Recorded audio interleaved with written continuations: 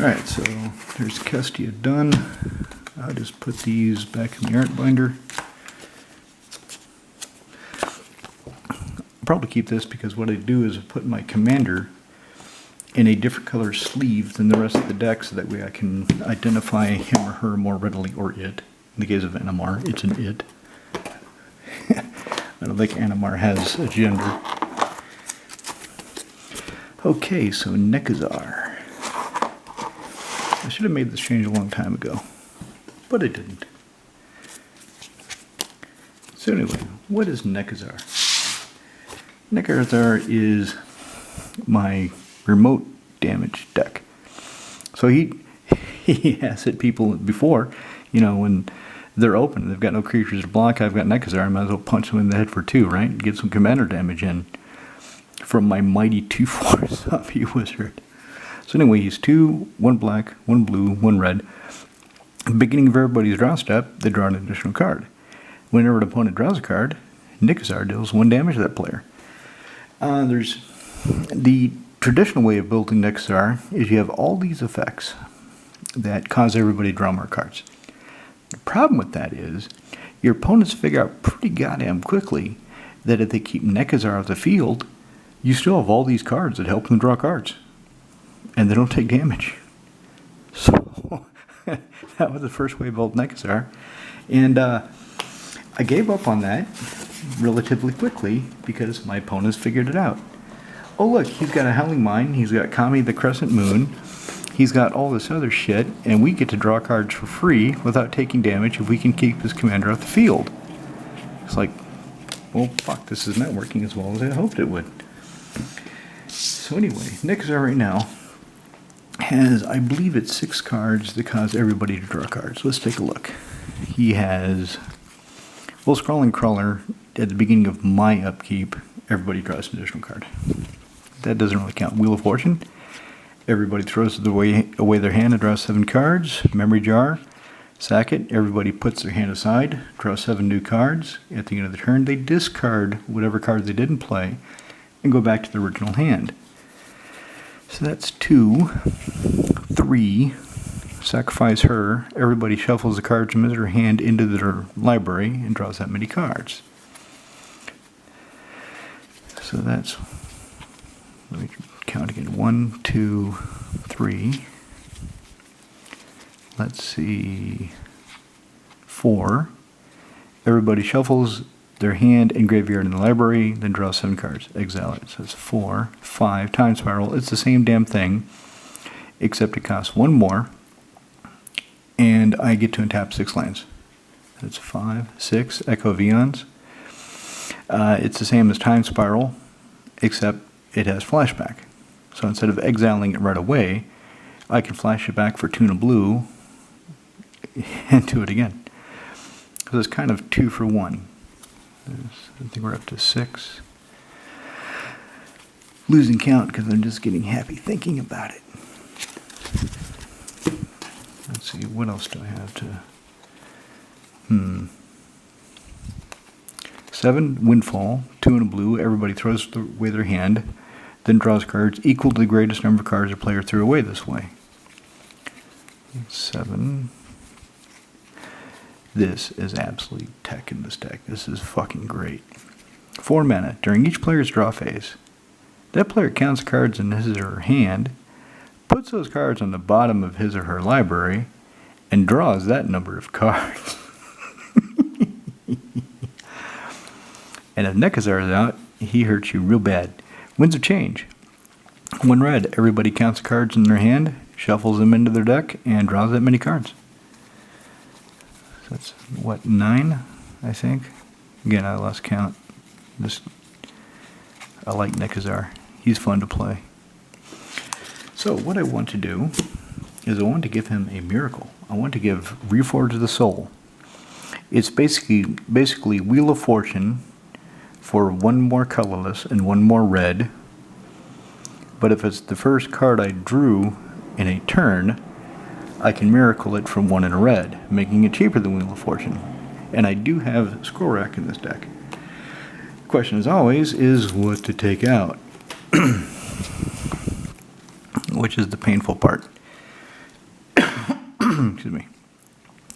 So Nekusar has 4 of these Feign Death, Undying Evil effects. The idea is if somebody's going to kill him, either I will have Riptide Laboratory out to bounce a wizard back to my hand, I will have Spell Cascade out so I can change the target, he will have Dark Steel Plate, making him indestructible, or Swift Foot Boots, making him hexproof. Or I'll have one of these in my hand, so if he does die, if nothing, none of that other stuff works, I can make it so when he dies, he comes back into play. I used to have 6 of these effects in the deck, and it's come down to 4, and I think 4 I don't want to go below. So I don't want to take that out. Let's just do a quick... Okay, whenever an opponent draws a card, deals 1 damage, and I can destroy creatures. He finds me lands. The creature dies. When he dies, I get to draw a card. I don't know if I need him. I really don't. I mean, he's good for a blocker. There's not that many creatures. I'm not going to take out any land. Blood Chief Ascension. 1 black to cast it, beginning of each end step. If your opponent lost 2 or more life this turn, you may put a quest counter on Blood Chief Ascension. Whenever a card is put into opponent's graveyard from anywhere, if it has 3 or more counters on it, you may have that player lose 2 life, and if you do, you gain 2 life. That works really well in this deck. There's Feign Death. There's Alabar's Carpet. Some of you are thinking, "Who get rid of that? My God, it costs 5, and then 5 to activate. Are you out of your fucking mind? That's shit." I beg to differ. I've got a lot of rocks in this deck, and this card has saved my ass on many occasions. 5 tap, prevent all damage done to you by attacking non-flying creatures. Here comes a Tyranid army, or here comes a Squirrel army. Here comes Boros paired commanders with every equipment in the deck stapled to their ass. Oh, they didn't do any damage to me. That stays, land stays, mana rock stays, land stays. Aetherize.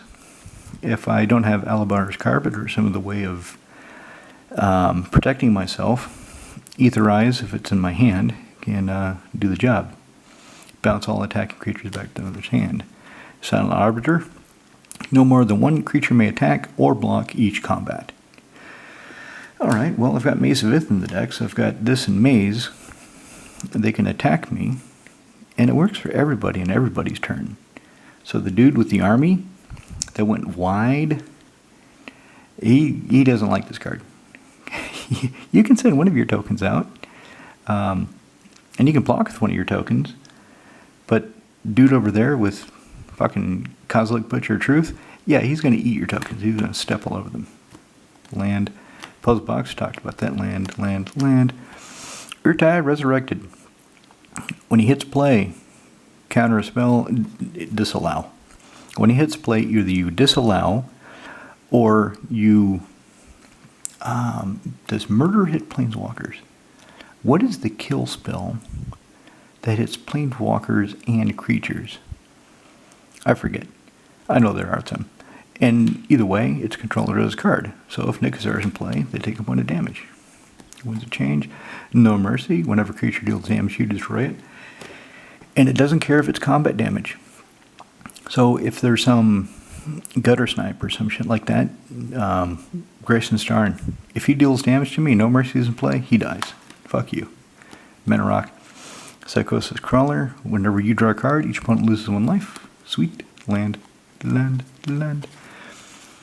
So let's talk about these. The deck has, I believe, 27 artifacts, including these lands. I put them in to up the artifact count because I have Storm the Vault in here. Storm the Vault, at the end of the turn, if I have 5 or more artifacts, I flip it over into fucking Tolarian Academy. And then I'm really going to go apeshit. Soul Talisman. I was thinking of taking this out. I'm loath to take out artifacts, and of course Solemn Simulacrum is a creature and an artifact. And my creature count is low, really low in this deck. So it suspends for 3 turns, and then it becomes a Soul Ring. Maybe I'll take that out, I'm not sure. Land. Nurse's Reversal. Copy target instant or sorcery spell, then bounce it back to the owner's hand, and I can choose new targets for the copy. I haven't played this yet. I haven't had in my hand when anybody does anything big, anything cool, so I haven't even cast it yet. Counterspell, I've definitely cast that many times. Hibernation. There's a lot of green stuff out. Let's bounce it all back to everybody's hand and slow you dudes down. Dak Faden, I thought of taking him out, but he does make somebody draw 2 cards and throw away 2 cards, and he can steal artifacts. The emblem, whenever he casts a spell that targets one or more permanents, gain control of those permanents. I don't have that many spells that do that. But the first 2 abilities, steal artifacts, and it doesn't end. It's until the end of the game, not the end of the turn, not it bounces back nope, he just fucking steals it. Unwinding Clock. And tap all your artifacts during Seedborn Muse for artifacts. And with those artifact lands, that's pretty key. Crystal Shard. 3 or 1 blue, return target creature to its owner's hand unless they pay 1. So this is another way of saving Nekusar, or bouncing Venser or Urtai back to my hand so I can recycle them and reuse them and get more value. Memory Labs. Contract spell. Put on top of its owner's library. Maybe I don't need this. This is better in a mill deck, because if I counter the spell, it goes back on top of the owner's library, and Nekusar is just going to have them draw it again. In a mill deck, it would get milled off the top of the library, and I wouldn't have to worry about it for a while. Yep. Exquisite Blood with Nekusar. Whenever opponent loses life, and with Nekusar, whenever they draw cards to lose life, I gain that much life. Is it Chronarch? Archaeomancer is 1 colorless cheaper. Instead of 1 red, she's double blue. So, Izzet Chronarch and Archaeomancer do strictly the same thing. She is better because she is cheaper to cast, but I like him. I like the art. And I have one in foil, so I'm going to play it. Nihil Spellbomb. 1. Tap, sacrifice it, exile all cards from target player's graveyard. And then if I do that, and I've got 1 black to pay, I get to draw a card too. Land. There's the Undying Evil. Land. Mana Rock. Land. Mana Rock. Tishana's Tidebinder. 2 and a blue, flash. When she hits play, counter up to 1 target activated or triggered ability. If an artifact, creature, or planeswalker ability is countered this way, they lose all abilities for as long as she remains in play. Pretty good. Arcane Denial. Counter spell. They get to draw 2 cards. They may draw. And if Nekusar is out, they might not want to. Depending on how old the life is. Here's Xander's Lounge. Storm the Vault. So, 2 colorless, 1 blue, 1 red. When it comes into play, nothing happens. Whenever 1 or more creatures I control deal combat damage to a player, I get a treasure token. Yeah, I'm not going to get any treasure tokens off this, but at the beginning of my end step, if I have 5 or more artifacts, it becomes Tolarian Academy. That can still tap for 1 mana of any color. Vault of Ketlakat. So that's why I'm kind of loath to take out any artifacts, because I really want to play this. I want to play fucking Tolarian Academy. Oh, I do.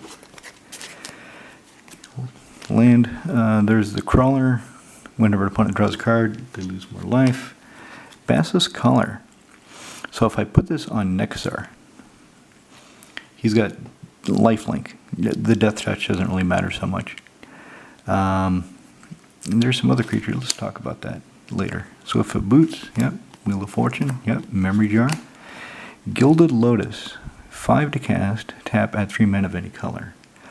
It's kind of expensive to cast, but it does have a good payoff, and you can pay it off immediately. You can tap it for 3 mana, at least get something back. At least get some of your investment back out of it if somebody's going to blow it up. Academy Ruins, not dead after all. Land, Whirlpool Warrior, Spellskite, Menarok, Disallow, land, Tezzeret the Seeker. 3 blue for a Tezzeret Planeswalker. +1, untap 2 target artifacts, up to 2 target artifacts. Neg X. Go find an artifact with X mana cost or less, put it directly into play, and then shuffle. The neg 5 artifacts you control become 5/5 artifact creatures until end of turn. Actually, in this deck, that would be kind of funny, because those artifact lands would become 5/5 indestructible artifact creatures. Maybe I would be storming the vault then. That's a line of play I hadn't thought of before.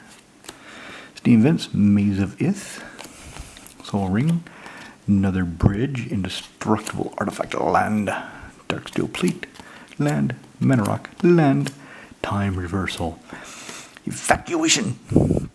3 blue, bounce all creatures back to the owner's hand. Last week I played Nekusar and I lost because I got greedy. Instead of doing the smart thing and casting Is It Chronarch, and getting back the evacuation that I had discarded due to Windfall, I did some other bullshit that caused me to lose the game.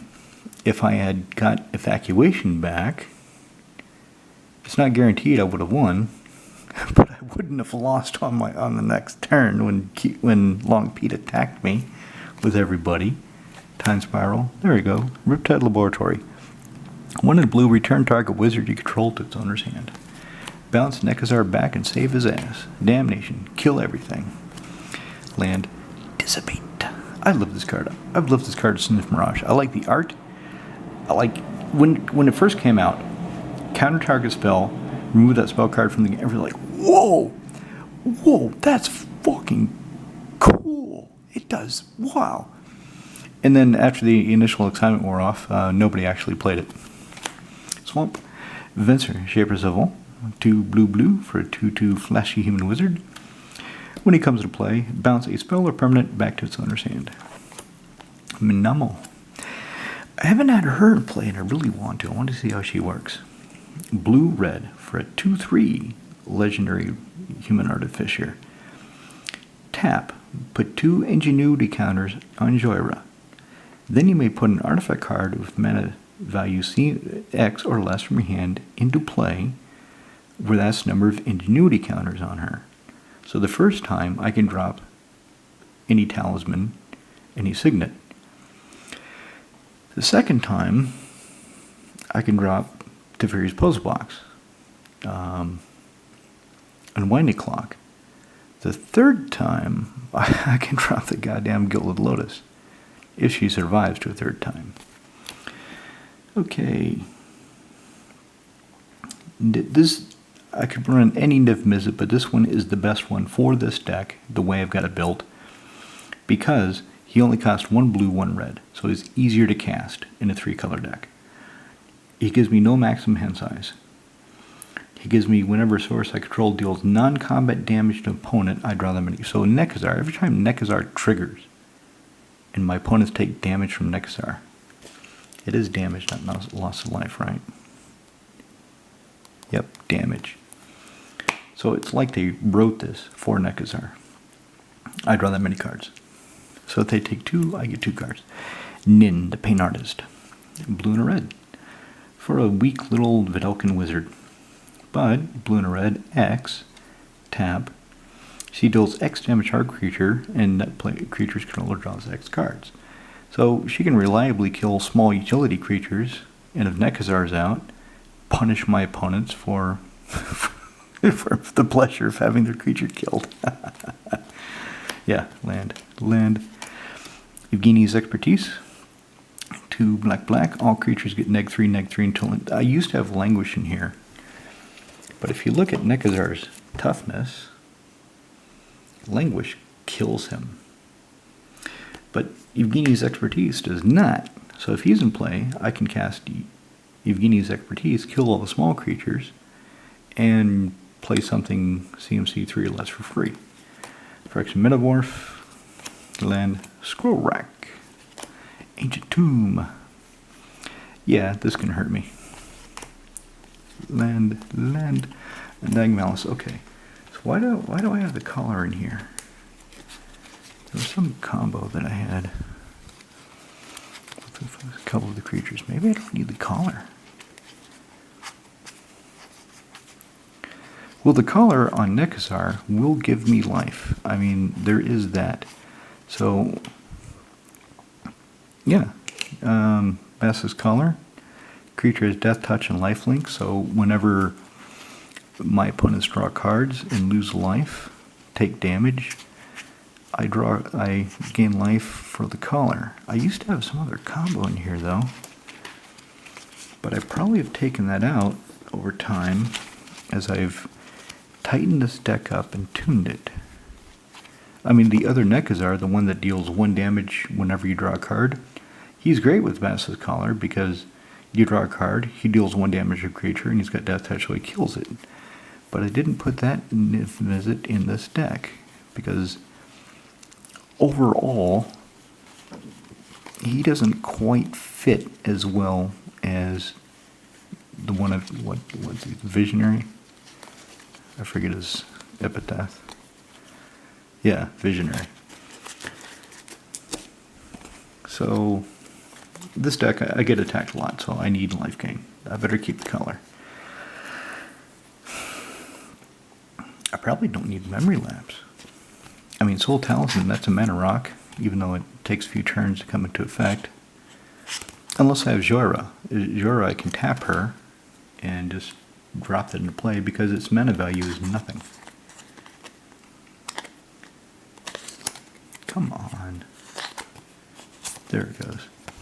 So let's take out Memory Lapse from Nekusar and give him something that actually does more of what he wants to do, which is have people gain knowledge and hurt them for doing it.